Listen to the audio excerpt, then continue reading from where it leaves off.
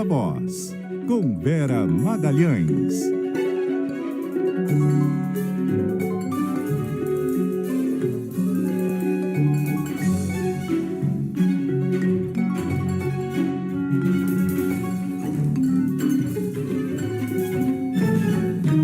Vera Magalhães, muito boa noite, tudo bem? Oi, Débora, boa noite, boa semana para você, para Carol, para os ouvintes e para quem nos assiste. Oi, Vera, boa noite. Semana começando com a corda toda, porque o Judiciário e o Congresso voltaram ao trabalho. E a gente vai para Brasília. O Igor Cardim traz aqui mais informações sobre a abertura do ano judiciário, os recados do ministro Edson Fachin. Oi, Igor. Pois é, um discurso muito voltado à união ali, à autorregulação, à ponderação, à autocorreção, que foram termos utilizados pelo próprio presidente Edson Fachin durante a abertura do ano judiciário. Ele disse que o momento do país e da corte é justamente de ponderação e defendeu a adoção de um código de ética para o tribunal. Durante a abertura do ano judiciário, Fachin anunciou a ministra Carmen Lúcia como relatora da proposta e disse que a iniciativa é um compromisso de sua gestão com foco em integridade e transparência. No discurso, Fachin disse que o STF teve papel decisivo em momentos críticos, como a defesa do processo eleitoral e da Constituição, mas ressaltou que o cenário atual exige reflexão institucional. Segundo ele, é necessário um reencontro com os princípios da República, com respeito à separação e ao equilíbrio entre os poderes, além da prestação de contas à sociedade. O presidente destacou que o debate sobre o Código de Ética busca fortalecer a confiança pública e estabelecer critérios claros de conduta para os ministros, e afirmou que a Constituição impõe limites e responsabilidades e que ainda há respostas a serem dadas no âmbito institucional. Ele reforçou que unidade não significa unanimidade. Em um outro recado claro neste discurso, o presidente Edson Fachin faz uma referência ali direta à crise do Banco Master, que é também uma crise, acaba respingando como uma crise no judiciário pela condução do ministro Dias Toffoli. Entendo que o tempo também é de rememorar limites. O ordenamento jurídico brasileiro é funcional, inclusive no enfrentamento de ilícitos no sistema financeiro. Eventuais práticas irregulares encontram resposta adequada nos mecanismos próprios de supervisão, fiscalização e sanção. A criação de soluções à margem das instituições compromete a segurança jurídica, a previsibilidade regulatória, a separação de poderes com potencial de erosão da confiança pública e do próprio funcionamento do mercado. Débora, Carol. Oi, Igor, boa noite, a Vera. O presidente Lula participou dessa solenidade de abertura do ano judiciário e também discursou. Quais são os principais pontos da fala do presidente? Pois é, também uma fala cheia de recados, Vera. Ele falou sobre a proteção à democracia, à Constituição e o trabalho conjunto dos três poderes em temas sensíveis, como a segurança, a proteção também das mulheres, mas o que chamou atenção ali foi a fala dele voltada ao Supremo, dizendo que o Judiciário não busca protagonismo nem invade outros poderes e que está cumprindo o seu dever legal.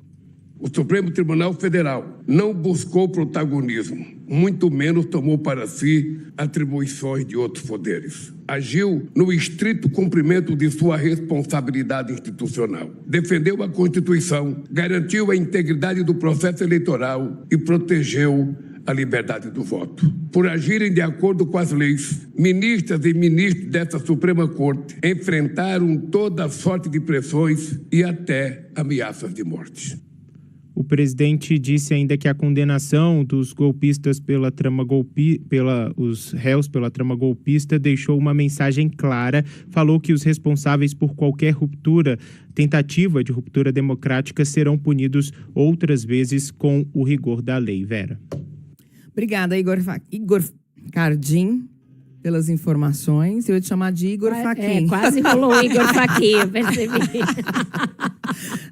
Quase. Igor Cardim, pois é. Igor Cardim, que acompanhou a abertura do Judiciário. Então, vamos começar, Vera, analisando aqui o discurso, a fala do presidente do STF, o ministro Edson Fachin, não Edson Cardim. Ministro Edson Fachin, que fez Você acha que ele fez um discurso duro? Porque ele trouxe ali recados para dentro e recados para fora também. Ele fez tudo num tom fofinho, que é o que ele tem, né? Aquela ali cara do senhorzinho cordato, bonzinho, mas causou um incômodo entre os ministros, porque todo mundo entendeu a quem eram endereçados todos os recados, né? Essa coisa do sistema financeiro foi o mais perto que se podia chegar de falar diretamente do caso Master. A questão, quando ele fala ali da necessidade de autocontenção, e ele usou a palavra autocontenção por parte do Supremo, ele está falando diretamente das muitas bolas divididas, não só da questão do Código de Conduta, mas das muitas bolas divididas em que o Supremo entrou recentemente, né? As questões que são afeitas aos outros poderes e que acabam parando lá. Então, ele fez toda uma cronologia de tudo que aconteceu desde a redemocratização, com a promulgação da Constituição, dizendo que ela definiu o papel do Supremo e que aí, nos últimos tempos, o Supremo foi sendo chamado e demandado a tratar de questões para além do que explicitamente estabelece a Constituição. Então, para mim, saltou aos olhos essa coisa da necessidade da autocontenção. E aí ele fala que não é honesto achar que a magistratura está acima de qualquer suspeita e tratar os magistrados em tom que ele chamou de adulatório. Ele falou que essas adulações não ajudam o judiciário. E aí entrando mais fortemente, mais diretamente na ideia da necessidade de um código de conduta. Ele usou o discurso para nomear a ministra Carmen Lúcia como uma relatora, então, com isso, ele busca mostrar que já tem ali aliados internos à ideia do código de conduta, então já quer mostrar que não está sozinho quando ele chama uma colega, e uma colega muito respeitada, como é a ministra Carmen, para dizer que ela já está ciente, já aceitou a missão. Então, olha, não é mais o discurso só meu, é um discurso que já tem eco aqui dentro, para até evitar artilharia em off de outros ministros que não se sentem assim tão confortáveis com a ideia desse código. E, por fim, me chamou a atenção quando ele fala que em ano eleitoral a justiça deve se manter equidistante das posições políticas, sejam elas quais forem, principalmente porque foi a última coisa que ele falou, logo depois falou o representante dos advogados e logo depois o Lula. Portanto, foi ali um contraponto a essa ideia de que o Supremo deve atuar como uma espécie de força auxiliar do governo que existe em muitos setores do executivo, né? Esse discurso do Fachin teve um sujeito oculto aí, que foi o ministro Dias Toffoli, né? Porque ele não cita o nome do Toffoli em nenhum momento e também não cita nominalmente o caso do Banco Master. Já o Lula, no discurso dele, fala sobre a punição a magnatas do crime, cita operações da Polícia Federal, Operação Carbono Oculto, também tentando puxar um pouco a brasa para a sardinha do governo, né? Dizer que o governo está atento e está combatendo o crime organizado também dentro do sistema financeiro.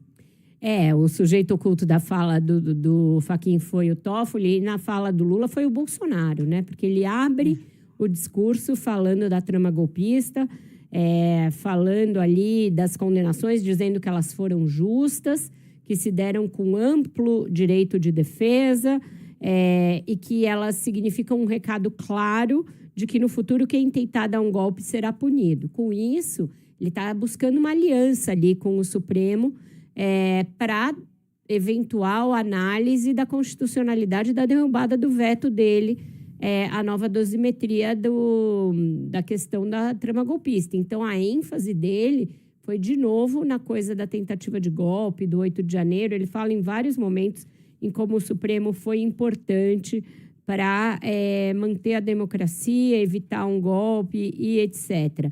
Diz que os avanços do governo dele só foram possíveis porque derrotamos os que tentaram derrubar a democracia, aspas para ele. E aí ele enuncia uma série desses, que ele considera esses avanços e já mostra qual vai ser a espécie do cardápio, né, das principais plataformas eleitorais dele. Ele cita a questão do IR, da isenção de IR para quem ganha até R$5.000, e isso não tem nada a ver com a abertura do ano judiciário, então ele usou aquele momento ali para fazer um palanquinho, não tinha nada a ver com o tema dele, ele estava ali para, né, desejar um bom ano judiciário, que ele faz no final. Aí ele fala que o Brasil saiu pela segunda vez no mapa da fome e junta a terceira grande linha ali desse ano, que é essa ideia do pacto contra o feminicídio, que é uma tentativa clara dele de se reaproximar do eleitorado feminino, que foi tão importante em 2022. E estava meio cabreiro ali pelo fato dele não ter nomeado nenhuma mulher para o Supremo Tribunal Federal, algumas falas misóginas dele nos últimos anos. Então, ele já está construindo um caminho de volta com esse eleitorado e usou o discurso para antecipar isso que vai ser um lançamento da quarta-feira. Então, achei que essa parte da fala do Lula é totalmente desconectada com a coisa da abertura do ano do judiciário. Aí, no final, ele fala, bom ano para vocês, uma boa sorte e tal. Mas já é um Lula usando toda e qualquer oportunidade de ter um microfone à sua frente para fazer discurso de campanha. Vera, queria te ouvir um pouco mais sobre a escolha de Carmen Lúcia como relatora do Código de Conduta. O que isso mostra? Uma mudança de estratégia? Ou para Fachin, Carmen Lúcia teria um maior poder de mobilização? Eu acho que ela é uma espécie de ali uma vestal do Supremo, né? A ministra Carmen Lúcia não vai nesses eventos, ela não tem parentes que advogam dentro do tribunal, ela não usa nem carro oficial, ela dirige o próprio carro. Então, ela é uma espécie de ministra espartana num tribunal em que nem todo mundo é assim, em que cada um tem o seu telhado de vidro. De todos, ela é aquela que claramente você pode olhar e sem nenhum risco nomear para relatar isso, e não vai ter uma matéria no dia seguinte. Nomeada para relatar o Código de Conduta, a ministra Carmen Lúcia recebeu passagem desse, foi no Congresso bancada por aquele, porque ela simplesmente não vai, ela nem vai nesses eventos. Então, era a pessoa talhada para isso. Por ser a única mulher, né, dado que o presidente Lula não nomeou nenhuma mulher nas 3 oportunidades que teve, ela também é mais difícil de ser contestada, né? Fica difícil para um desses ministros que tem todo o checklist ali das condutas que vão ser vedadas no Código de Conduta, chegar para ela, fazer alguma ironia, fazer alguma grosseria. Vai ser muito difícil, muito mais difícil, contrapor a ideia do Código de Conduta sendo relatado por ela. Então, achei que foi uma jogada inteligente do ministro Fachin. Ele olhou ali a composição e falou, quem que é uma bola de segurança aqui que eu posso acionar nesse momento? Olhou para a ministra Carmen e escolheu ela. Bom, vamos falar da abertura do ano também no Legislativo. Samantha Klein está lá no Congresso, tem informações para a gente. Oi, Samantha. Oi, Carol, Débora, Vera, boa noite. Pois é, essa abertura do ano legislativo chegou aí com muitos recados. O presidente da Câmara dos Deputados afirmou mais cedo que o Congresso vai usar a sua prerrogativa do envio de emendas parlamentares para todos os rincões do país. Que 2026 continue sendo um ano de entregas ao país, atendendo sempre às expectativas da população em sintonia com as ruas. E que nós, parlamentares, sigamos transformando a esperança das pessoas em realidade. E cabe a este plenário, soberano e independente, perseguir esse caminho dia e noite, com votações de propostas de interesse do país. E fazer valer a prerrogativa constitucional do Congresso de destinar as emendas parlamentares aos rincões Brasil afora, que na maioria das vezes não estão aos olhos do poder público. Bom, a manifestação de Hugo Motta chega justamente depois de uma série de medidas, decisões tomadas pelo ministro Flávio Dino em termos de barrar a liberação e execução de emendas parlamentares sem um destino transparente, mas também depois do veto de quase 400 milhões de reais feito pelo presidente Lula ao orçamento de 2026. As alfinetadas também não pararam por aí. O presidente do Senado, do Congresso Nacional, Davi Alcolumbre, falou em pacificação, mas paz sem submissão. Defender a paz nunca foi e nunca será sinônimo de omissão. Nosso desejo de paz não significa que tenhamos medo de luta. Nossa luta ela é pelo Estado de Direito. Nossa luta é pelas prerrogativas parlamentares e pela autoridade do Congresso Nacional Brasileiro. Desses valores e dessas batalhas, nós jamais abriremos mão. Bom, o governo também trouxe ali a sua mensagem a respeito das prioridades, entre elas a própria aprovação da medida provisória Gás para Todos, a ampliação desse benefício em ano eleitoral. Falou também nessa mensagem da discussão a respeito da escala 6x1, assim como avançar com a PEC da segurança. O presidente da Câmara, Hugo Motta, disse que sim, essa discussão vai ocorrer no Congresso Nacional, em especial com relação à PEC da segurança depois do Carnaval, e falou em discussão com responsabilidade acerca do fim da escala 6x1. Por outro lado, de forma aí transversal, também se sabe que o caso Master, o escândalo do caso Master, vai aí perpassar por todo o Congresso Nacional, Câmara, Senado, com vários pedidos aí de abertura de CPI. Se isso não ocorrer, fato é que as CPIs já abertas vão colocar esse tema em discussão. Com vocês. Obrigada, Samanta. Congresso também já em clima de eleição, né, Vera? Só pauta positiva aí, né? Exato. Essa questão das emendas é a questão que pega muito para o comando do Congresso, que é aquele que distribui, mais ou menos, as emendas PIX, as emendas de comissão, aquelas que substituíram as emendas do orçamento secreto. Como tem muitas investigações abertas em relação ao mau uso desses recursos, desvios desses recursos, etc., o presidente da Câmara tenta contrapor as investigações da Polícia Federal e as determinações do ministro Flávio Dino à necessidade de chegar recursos nos rincões do país. Só que é preciso, sim, que cheguem recursos nesses lugares, mas que isso seja feito com transparência, com rastreabilidade e sem que uma parte dos recursos fique pelo caminho, seja desviada em dutos aí ou em furos no cano. Então, a gente precisa poder entender que o dinheiro sai do orçamento da União e chega na população sem intermediários. E não é isso que as investigações têm mostrado. Em relação à agenda, o governo tem pressa aí para aprovar a MP, né, do Gás do Povo, que caduca ainda essa semana, então vai ter uma correria aí para que ela seja aprovada. Depois disso, tem alguns projetos em que vai ter uma disputa de linha, né? A área da segurança é a que mais vai concentrar essa disputa, porque uma parte do Congresso quer votar os projetos, mas quer votar mudando os textos que o governo enviou, e o governo vai tentar evitar que haja essa desfiguração tanto da PEC da segurança quanto do PL antifacções, que ele conseguiu recompor um pouco no Senado, mas que agora volta para ser discutido pela Câmara de novo. Nosso tempo já acabou, né, Wender? Mas eu preciso muito perguntar uma coisa para a Vera sobre a postura de Hugo Motta neste ano.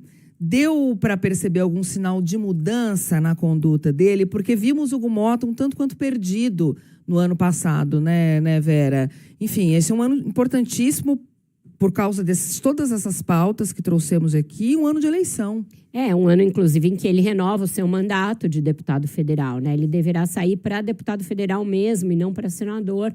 Vai tentar também mais um mandato à frente ali da Câmara. Ele fez um discurso para os pares, Débora, um discurso totalmente voltado para dentro. Ele fala ali dos recursos chegarem nos rincões, mas ele está tentando acalmar os deputados em relação tanto à liberação das emendas, quanto à derrubada do veto do valor das emendas, quanto principalmente às investigações, que muitos deles estão assustados. A fala do Davi Alcolumbre vai nesse mesmo sentido. E ele vai tentar evitar aquela repetição de uma ideia de que ele teve um ano muito claudicante, sendo firme nessa defesa dos interesses da casa. A palavrinha prerrogativas, quando aparece, é sinal de corporativismo. Isso de um lado. E de outro, tentando falar para a sociedade nessa agenda da segurança. Então, acho que esse é o principal escopo do ano para o presidente da Câmara. Agora sim, a gente faz um intervalo e você fica com notícias da sua cidade. Viva a Voz de volta e a gente conversa agora com o repórter Matheus Leite, em São Paulo, que tem mais detalhes sobre uma condenação a Pablo Marçal. Oi, Matheus, boa noite. Oi, Débora, boa noite a você e também aos ouvintes. A Justiça de São Paulo condenou o empresário Pablo Marçal a pagar R$100 mil de indenização ao ministro da Secretaria-Geral da Presidência, Guilherme Boulos, pela divulgação de informações falsas nas eleições para a Prefeitura da capital paulista em 2024. Durante a campanha, Marçal associou a imagem de Boulos ao uso de cocaína, com gestos que insinuavam o consumo da droga, o uso de expressões pejorativas como aspirador de pó e cheirador e a divulgação de um laudo médico falso que apontava o uso da droga. A Justiça Eleitoral identificou indícios de falsidade no documento e determinou a remoção do conteúdo das redes sociais ainda durante o período eleitoral. Na decisão, o juiz Danilo Fadel de Castro afirmou que a divulgação do material ultrapassou as raias do debate político civilizado e da crítica administrativa. Em nota, Pablo Marçal afirma que a decisão trata-se de um julgamento em primeira instância e não é definitiva. A equipe do empresário disse que discorda do entendimento adotado e já adota todas as medidas judiciais cabíveis com um recurso adequado, e ainda afirmou estar confiante de que a decisão será revista nas instâncias superiores. Nas redes sociais, Boulos disse que a decisão ainda é pouco, afirmou que vai manter a ação criminal contra Marçal e destacou que quem faz política com fake news tem que ser banido da vida pública. Débora. Obrigada, Matheus Leite, pelas informações diretamente de São Paulo. Esse é um caso, né, Vera, que mostra a gravidade, né? O quão grave pode ser a postura de um determinado candidato, porque o Pablo Marçal divulgou uma mentira e ficou batendo nisso boa parte da campanha. E neste ano eleitoral, uma das principais preocupações, né, do TSE é com a propagação de informações falsas, mentiras, por meio da inteligência artificial. Exato, e nesse caso nem foi assim, né? O candidato bancou uma acusação absolutamente falsa. Logo ali na véspera do primeiro turno, veio esse laudo do nada nas redes sociais dele, que eram fortíssimas, ele tinha milhões de seguidores. A assinatura do médico no laudo era falsificada, o médico já tinha morrido na data do suposto atendimento, tinha erros grosseiros, o RG do Boulos estava errado, o nome da clínica estava errado, então era uma espécie de jogo de 7 erros, num momento muito próximo da eleição, que tornou difícil a divulgação do desmentido. Eu lembro que a gente passou um fim de semana apurando esse caso, até que o TSE mandou tirar do ar, e foi tudo ali muito em cima da eleição. Era uma eleição que estava muito parelha, havia ali a possibilidade de 3 candidatos irem ao segundo turno, dos 3 muito embolados, Ricardo Nunes, Guilherme Boulos e Pablo Marçal, e muita gente acha que, por conta disso, o Pablo Marçal pode ter deixado de ir ao segundo turno. Então, veja que o cometimento desse tipo de infração eleitoral, muitas vezes é um tiro que sai pela culatra. Assim como muitas das artimanhas usadas por Pablo Marçal ao longo da campanha, provocando os adversários, levando os debates àquele nível de agressividade que a gente assistiu, com direito à cadeirada e outros incidentes, ele acabou ficando fora do segundo turno. Mas agora precisa ser punido também pela falsidade que cometeu. Essa é a ação que corre na Justiça Civil, né, na 10ª Vara Civil aqui de São Paulo, mas também tem uma ação correndo na Justiça Eleitoral, por conta da mesma falsificação. Então, tem que ser punido nas duas frentes, porque é a punição na Justiça Eleitoral que pode vir a torná-lo, inclusive, inelegível por conta desse assunto. Em relação ao que ele está por vir, é tudo muito preocupante, né? O TSE está agora, a gente está aqui assistindo a reabertura do ano na Justiça Eleitoral, e uma das maiores preocupações é com isso que a Débora mencionou, possibilidade do uso da inteligência artificial, que está hoje muito mais sofisticada que há 2 anos, para falsear uma série de informações, e a demora que a Justiça Eleitoral vai ter de separar o que é fake e o que é real e obrigar a retirada do ar desses conteúdos. Enfim, o risco de um prejuízo concreto é muito grande. E ainda tem a esfera criminal também, né? Porque o Boulos está processando o Pablo Marçal também na esfera criminal. É importante que ele seja punido, porque é algo muito grave o que ele fez durante a campanha, né? Exato. Agora, gente, antes do intervalo, dá tempo para mais um assunto, porque o Ministério Público deve pedir a expulsão dos militares condenados na trama golpista, entre eles o ex-presidente Jair Bolsonaro, deve pedir essa expulsão ao Superior Tribunal Militar. O Igor Cardim tem as informações para nós. Oi, Igor, boa noite.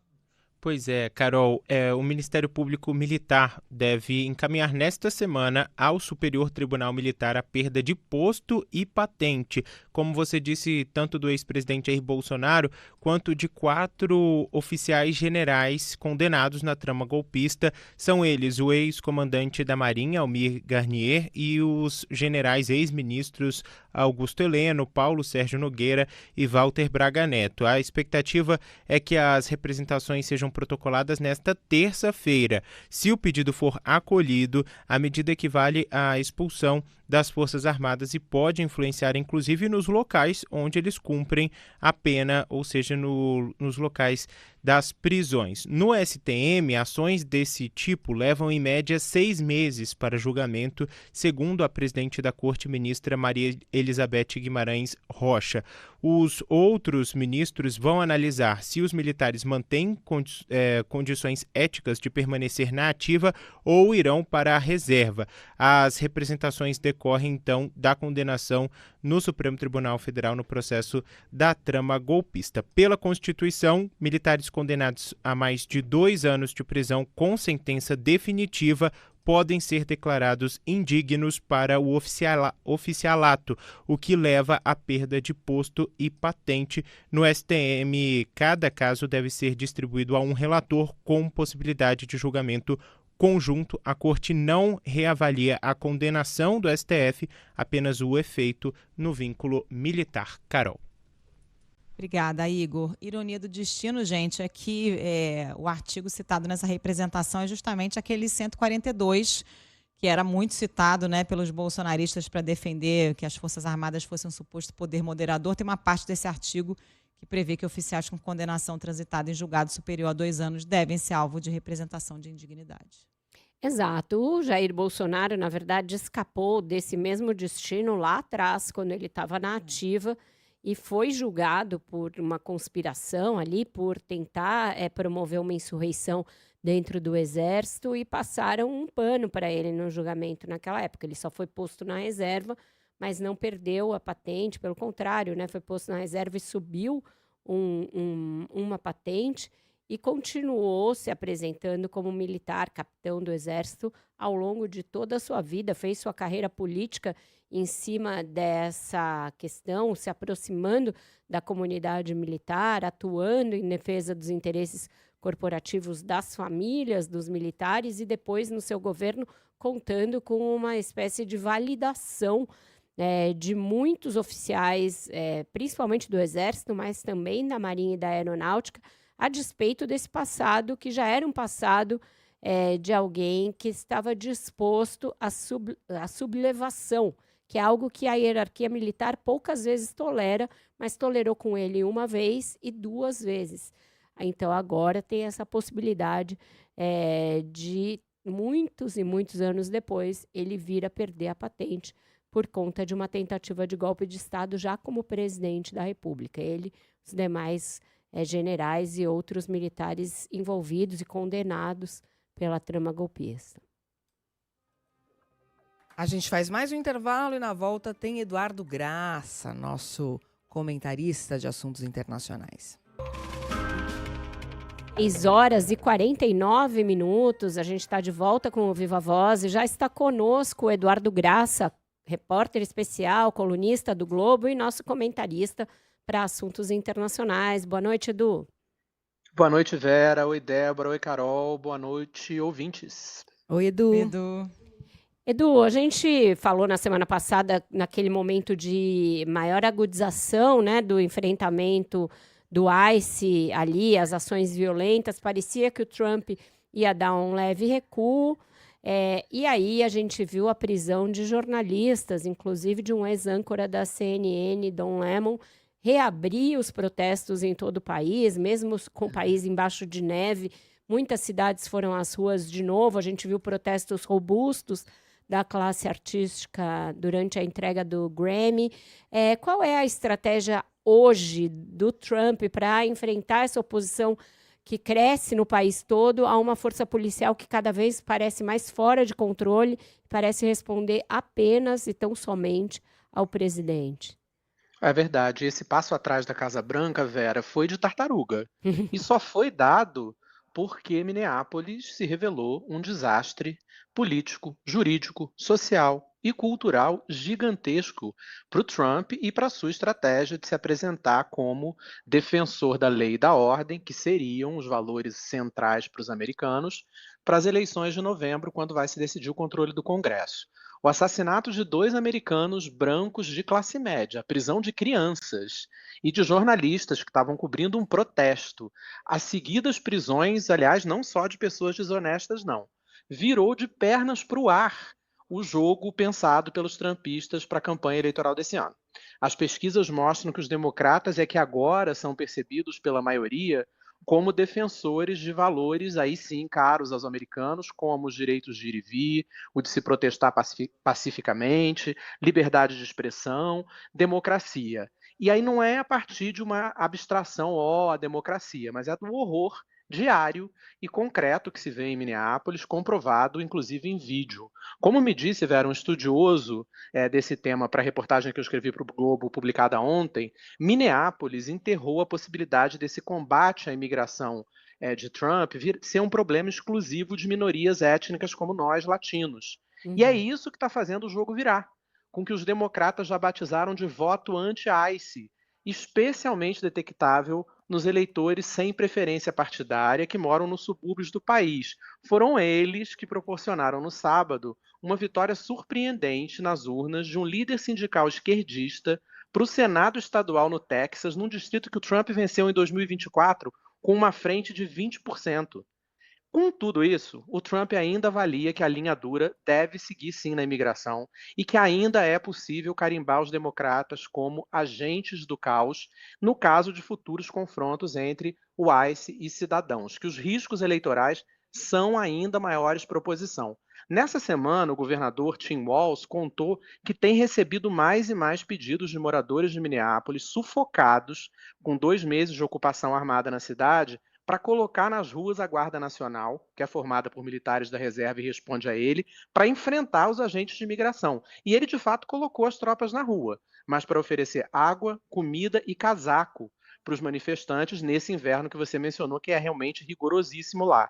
Até agora, os democratas evitaram as armadilhas e, de fato, repito, viraram o jogo. Eles estão na ofensiva. E o Trump está encurralado. Mas as eleições são só daqui a 9 meses.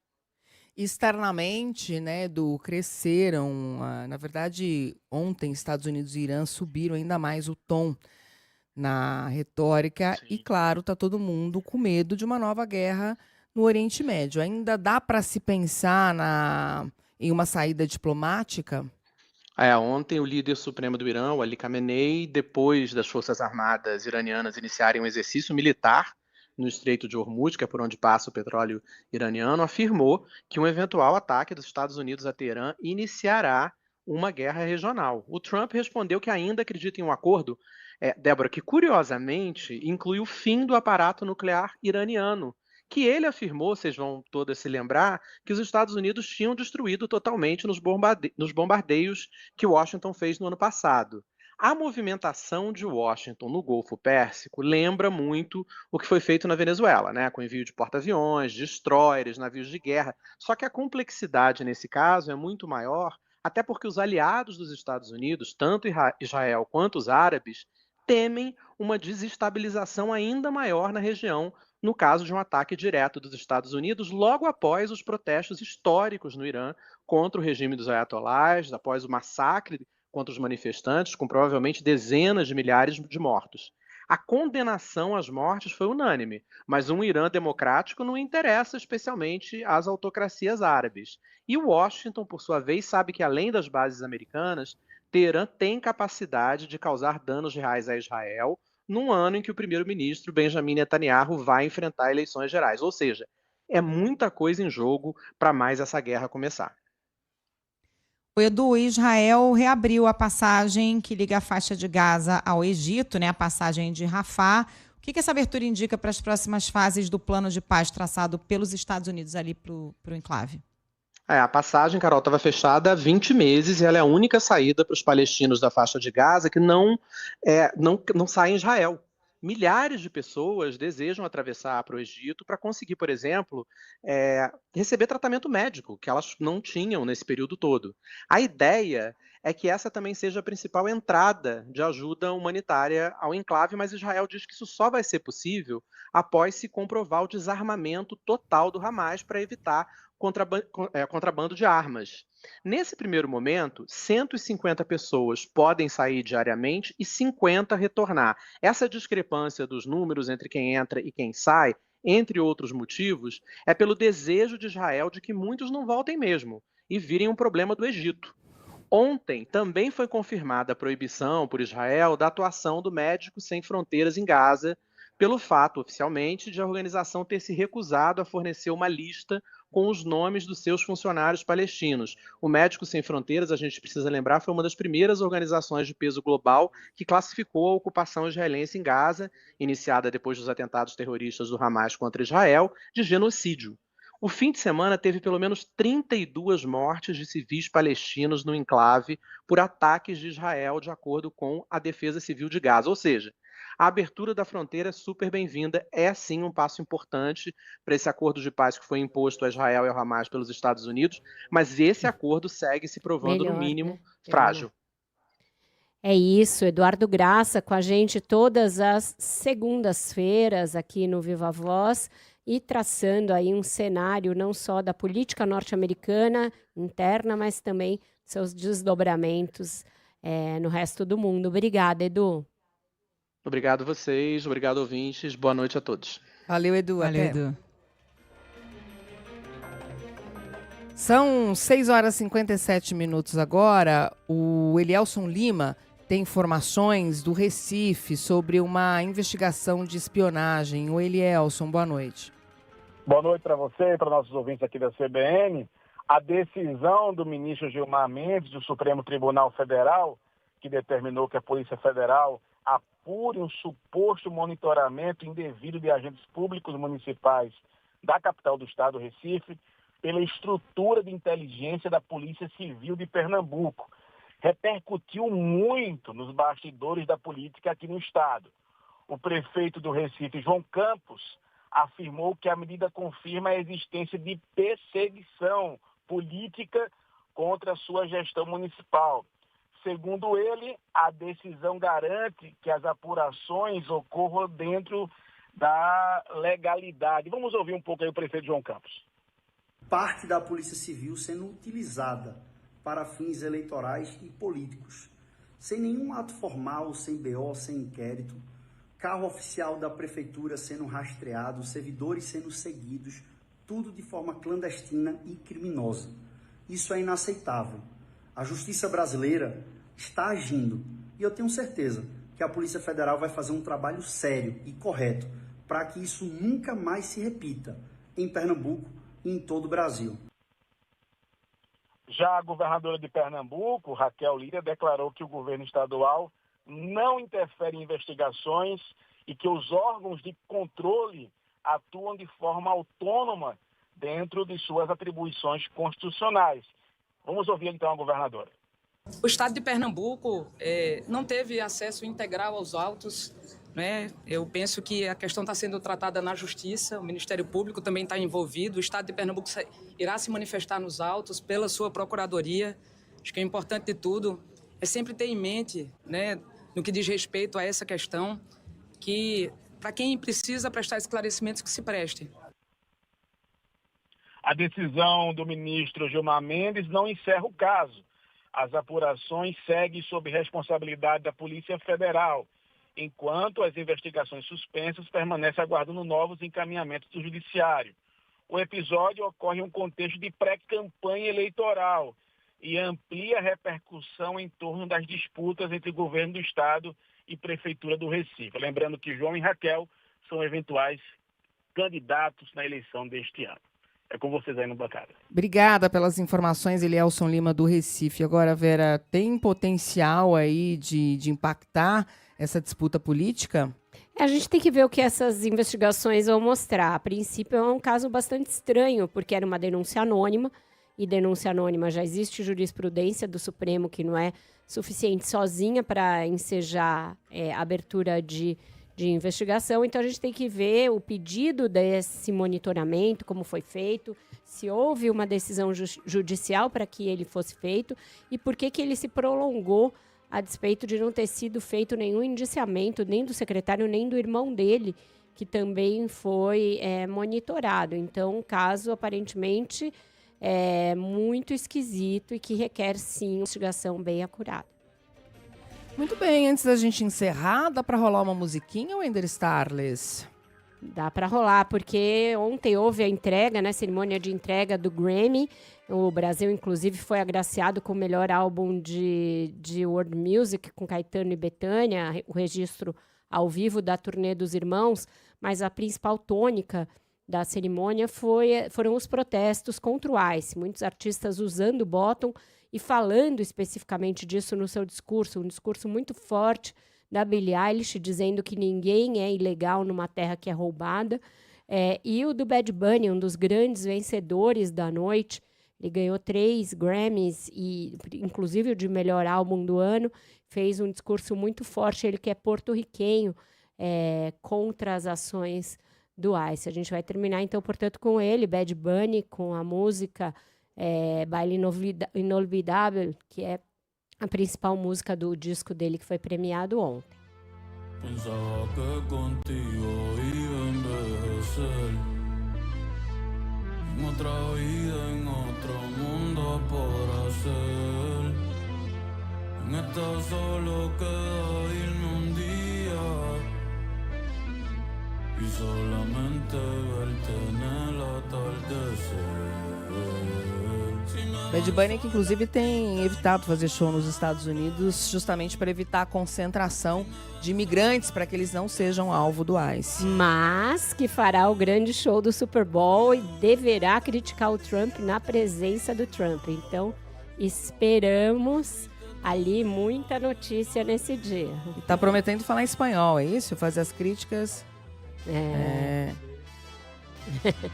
O Wender Starles está aqui nos dando várias dicas de Bad Bunny, ele que é nosso consultor de música pop. É isso, gente.